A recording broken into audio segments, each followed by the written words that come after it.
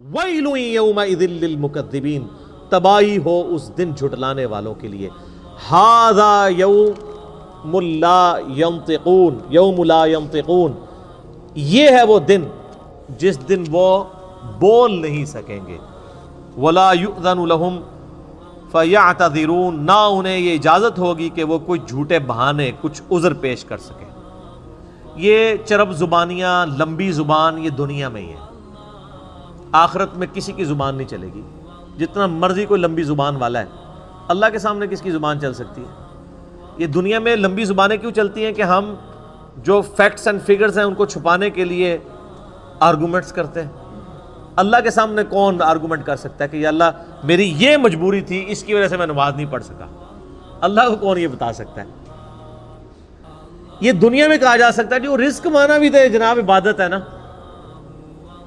یہ دنیا میں تو سارے ڈنڈیاں آپ مار سکتے ہیں، اللہ تعالیٰ کو کوئی کہانی کروا سکتا ہے؟ اللہ کو تو کوئی کہانی. تو اللہ فرماتا ہے کہ ان کو بولنے کی اجازت نہیں ہوگی. اور اس کی تفسیر تو پھر سورہ یاسین میں آتا ہے نا، الیوم نختم علی افواہہم وتکلمنا ایدیہم، ہم ان کے منہوں کے اوپر مہر لگا دیں گے، ان کے ہاتھ اور پاؤں، ان سے ہم کلام کریں گے، وہ ان کے کیے ہوئے اعمال کے اوپر گواہ ہوں گے. سورہ حمیم میں سجدہ میں آتا ہے کہ انسان اپنی کھال اور اپنے اعضاء سے کہے گا کہ تم تو میرے تھے، تم میرے خلاف ہی گواہی دینا شروع ہو گئے، تمہیں کس نے زبان دے دی؟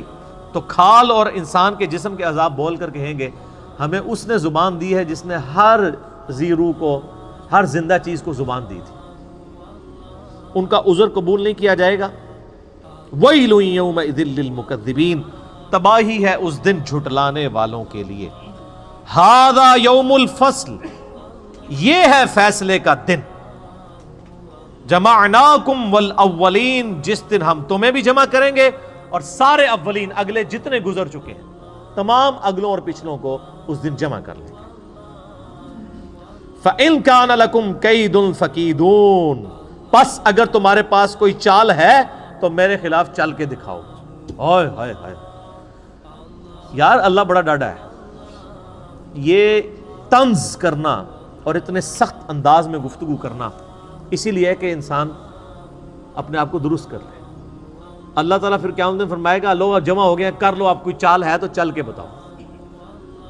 اور یہ اللہ کا کتنا کرم ہے کہ یہ جو اس وقت اللہ تعالیٰ کی طرف سے ٹونٹ اور تانا ملنا ہے انسان کو، وہ دنیا میں سنایا جا رہا ہے اور ویڈیو چلائی جا رہی ہے تاکہ اس دن کے آنے سے پہلے پہلے اس ٹونٹ سے، اس تانے سے تم بچ جاؤ. یہ اللہ کی کرم نوازی ہے. سورۃ المؤمن میں ایک بڑی زبردست آیت ہے، اسی کانٹیکسٹ میں میں اکثر کوٹ کرتا ہوں، میرا یوٹیوب پہ ایک کلپ بھی ہے، کیا اللہ کو بھی تکلیف ہوتی ہے؟ سورۃ المؤمن کے شروع کی آیات میں سے اللہ تعالیٰ فرماتا ہے کہ ہم مجرمین کو جب قیامت والے دن عذاب دیں گے نا، پھر ان سے پوچھیں گے کہ آج تمہیں تکلیف ہو رہی ہے نا، آج اپنی جان سے تم بیزار ہو نا اس تکلیف کی وجہ سے؟ وہ کہیں گے ہاں. تو اللہ تعالیٰ فرمائے گا اس سے زیادہ ہمیں تکلیف ہوتی تھی جب دنیا میں تمہیں ہماری طرف بلایا جاتا تھا اور تم روگردانی کرتے تھے. یہ اللہ تعالیٰ کا انداز بتا رہے ہیں. یعنی جس طرح ہم اپنی بھی لینگویج میں ایک بات کرتے ہیں نا، ہوں پتہ لگا ابو بچو جی، یہ کہتے ہیں نا، اب پتہ چلا بچو جی، یہ چھوٹے بچے کہتے ہیں نا. تو اللہ تعالیٰ فرماتا ہے اب پتہ چلا، جب دنیا میں تمہیں ہماری طرف بلایا جاتا تھا تم روگردانی کرتے تھے. تو ہمیں اس سے زیادہ تکلیف ہوتی تھی جو آج تمہیں اپنی جان سے ہوگی. تو اس پہ میرا یوٹیوب پہ ایک کلپ ہے کہ اللہ کو بھی تکلیف ہوتی ہے. یہ بلکہ پورا لیکچر سننے والا ہے، مسئلہ نمبر 196. فکر آخرت پہ اس سے بہتر لیکچر میرا کوئی نہیں ہے. کاش میں دنیا میں واپس جا سکتا، یہ اس کا ٹائٹل ہے، جس میں میں نے سورہ سجدہ کی 11 آیات اور قرآن ریفرنس کے طور پہ کئی آیات کور کی ہیں. اللہ تعالیٰ فرمائے گا ہاں بھائی کوئی چال ہے تو چل لو. وَيْلٌ يَوْمَئِذٍ لِّلْمُكَذِّبِينَ، تباہی ہو اس روز جھٹلانے والوں کے لیے. یہ 40 آیات میں اللہ تعالیٰ نے ذکر کیا ہے ان لوگوں کا جو اللہ کے نافرمان ہیں.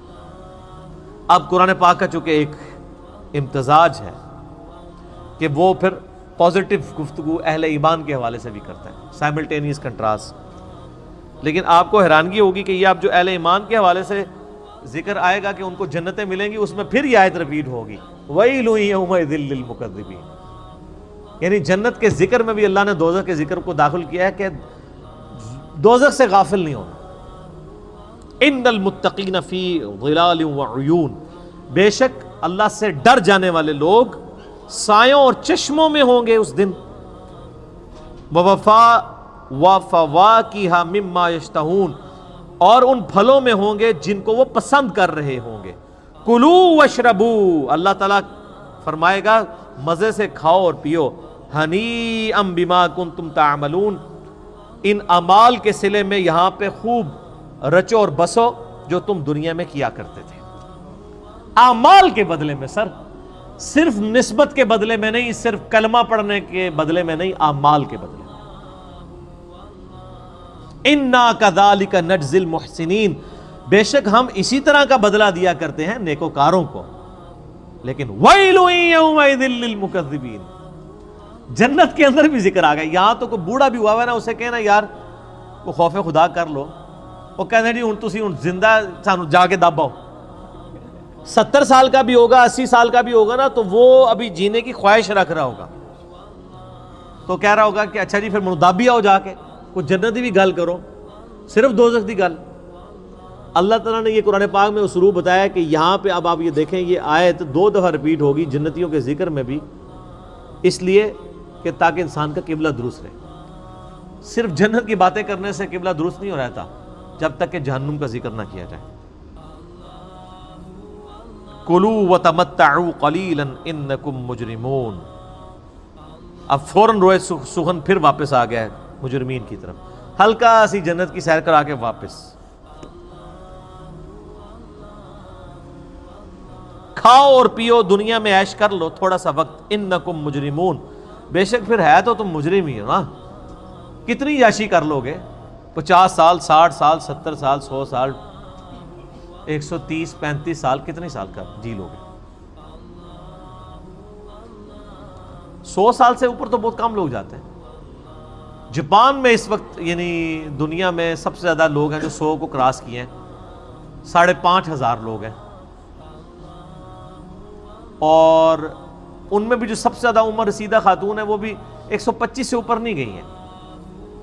کتنا کوئی جی لے گا سر؟ دنیا میں کوئی 150 سال بھی جی لے, صرف قیامت کا دن جو ہے نا وہ 50,000 سال کا دن ہے.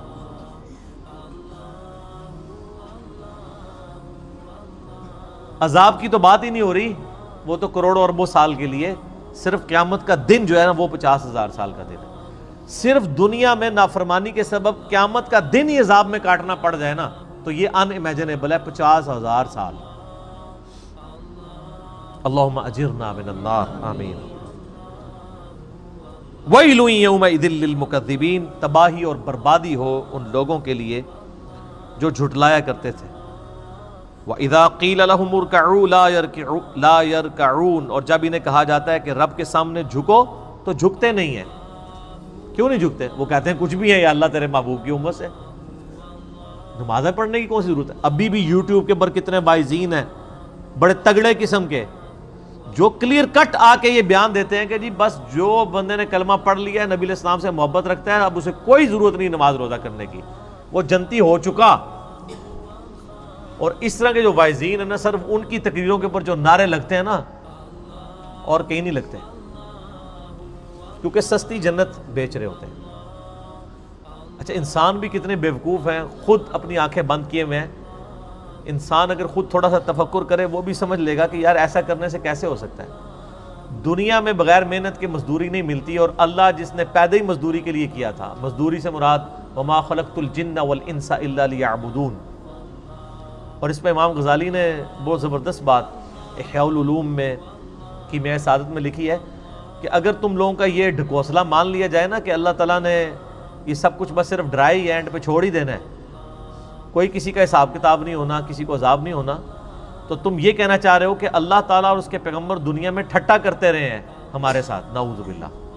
ظاہر ہے پورا قرآن دھمکیوں سے بھرا پڑا ہے کہ نہیں کرو گے تو رگڑا لگ جائے گا, تو یہ سب مذاق ہوتا رہے؟ ایسا نہیں, تمہیں سمجھ نہیں آئی اصل میں.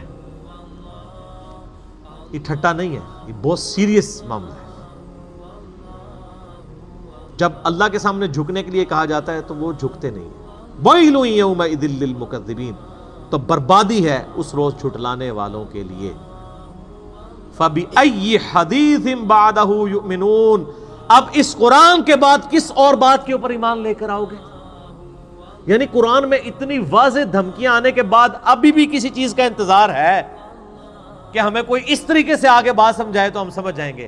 اللہ تعالیٰ فرماتا ہے اس واضح دھمکی جو قرآن کی شکل میں نازل ہو چکی ہے، اس کے بعد اب کون سی چیز ہے جس کے تم انتظار میں ہو کہ اس کے بعد تم بات کو قبول کرو گے؟ جب اس کائنات کا مالک خود اپنے پیغمبر کے ذریعے اس کا کلام نازل ہوا ہے اور وہ خود دھمکیاں لگا رہا ہے۔ یہ نبی علیہ السلام کا کلام نہیں ہے، کلام اللہ ہے، آپ کی مبارک زبان سے نکلا ہے۔ کلام تو اللہ کا ہے، اس سے بڑی کوئی چیز ہو سکتی تھی کہ اللہ تعالیٰ خود دھمکی لگائے تو تب آپ کو یقین آئے اور مجھے یقین آئے؟ سب سے بڑی چیز یہی ہو سکتی تھی۔ تو اللہ فرمایا فَبِأَيِّ حَدِيثٍ بَعْدَهُ يُؤْمِنُونَ، کس بات پر اس کتاب کے بعد ایمان لاؤ گے تم لوگ؟ اللہ کا قرآن نازل ہونا، اس کی کتاب کا نازل ہونا، اور پھر صرف کتاب نہیں، اس کتاب کی پریکٹیکل اپلیکیشن۔ لَقَدْ كَانَ لَكُمْ فِي رَسُولِ اللَّهِ أُسْوَةٌ حَسَنَةٌ، قرآن مجسم، قرآن کا اگر کوئی ایک جسم بنایا جاتا، ایک پریکٹیکل، تو نبی علیہ السلام کی مبارک ذات ہے وہ، جو صحیح مسلم میں حدیث ہے۔ سیدہ عائشہ سے کسی نے پوچھا کہ نبی علیہ السلام کے اخلاقیات کیسے تھے، آپ علیہ السلام کے معاملات کیسے تھے؟ تو انہوں نے کہا قرآن نہیں پڑھتے، قرآن ہی نبی علیہ السلام کے اخلاق۔ یعنی قرآن کا مطلوب انسان اگر کوئی روئے ارض پہ ہے پریکٹیکل فارم میں، تو اللہ کے محبوب صلی اللہ علیہ وآلہ وسلم کی مبارک ذات ہے۔ پریکٹیکلی انہوں نے کر کے بھی دکھا دیا، سلیبس کی فارم میں کتاب دے بھی دی، اور قیامت تک کے لیے چھوڑ بھی دی۔ حجۃ الوداع کے موقع پہ بھی فرمایا قرآن چھوڑ کے جا رہا ہوں اور میری سنت۔ غدیر خم پہ بھی فرما دیا کہ قرآن کو پکڑ لینا، ہدایت پہ رہو گے، چھوڑ دو گے گمراہ ہو جاؤ گے، اور میرے اہل بیت کے ساتھ اس نے سلوک کرنا۔ قرآن ہی کر کے گئے نبی علیہ السلام۔ اسی لیے میرے بھائیو، جو میرا پہلا مسئلہ ہے نا، مسئلہ نمبر 1، وہ ہے ہی ہے امام الانبیاء کی دعوت قرآن، اور میرا ریسرچ پیپر نمبر 4 ہے اسی کے اوپر، اس پہ ہم نے ٹائٹل آیت لگائی ہے سورۃ الانعام کی آیت نمبر 19، وَأُوحِيَ إِلَيَّ هَذَا الْقُرْآنُ لِأُنذِرَكُمْ بِهِ وَمَنْ بَلَغَ، اے نبی علیہ السلام فرما دیجئے یہ قرآن مجھے اس لیے وحی کیا گیا تاکہ اس قرآن کے ذریعے میں تمہیں ڈر سناؤں، اور جس تک یہ کتاب پہنچ جائے وہ اس کتاب کے ذریعے ڈر سنائے۔ فَذَكِّرْ بِالْقُرْآنِ مَنْ يَخَافُ وَعِيدٍ، قرآن کے ذریعے اے نبی علیہ السلام نصیحت کیجئے اس کو جو خدا کی دھمکی سے ڈر جائے۔ تو نبی علیہ السلام کی دعوت کا تانا بانا ہی قرآن تھا۔ صحیح مسلم میں اوپر تلے 4 حدیث ہیں کتاب الجمعہ چیپٹر کے اندر، کہ نبی علیہ السلام قرآن حکیم ہی پڑھ کے تقریر کیا کرتے تھے، اور اکثر سورہ قاف ہوتی تھی، سورہ نمبر 50 پارہ نمبر 26 کے اندر۔ تو قرآن کے ذریعے آپ علیہ السلام تذکیر کیا کرتے تھے، اسی کے ذریعے نصیحت کیا کرتے تھے، اسی لیے آپ کو اثر بھی نظر آتا تھا، قصے کہانیاں نہیں تھی بلکہ اللہ کا سچا کلام تھا۔